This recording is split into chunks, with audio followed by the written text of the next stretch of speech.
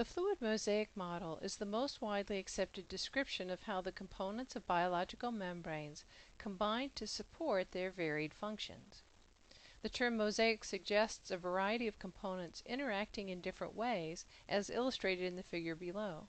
The term fluid refers to the fact that lateral motion within the membrane is possible due to the lack of covalent bonds between them.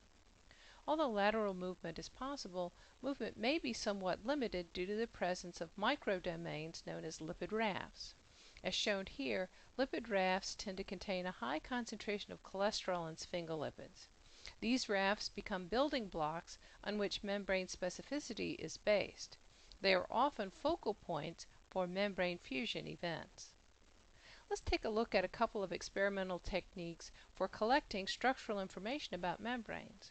Electron microscopy is a technique that depends on scattering a beam of electrons from the surface of the sample to obtain topological information.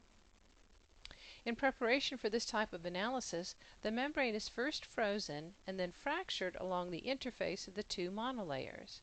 This can provide detailed information about the two faces in terms of both protein and lipid components. In atomic force microscopy, the surface of the sample is scanned using a cantilever with a sharp tip.